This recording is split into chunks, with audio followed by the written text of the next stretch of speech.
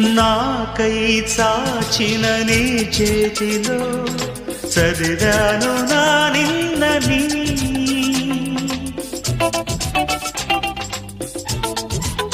ఓ నాకై చాచిన నీ చేతిలో చదివాను నా నిన్నని. నాతో సాగిన నీ అడుగులో చూశాను మన రేపుని. పంచేందుకే ఒకరు లేని బతుకెంత బరువు అని, ఏ తోడుకి నోచుకోని నడకెంత అలుపో అని.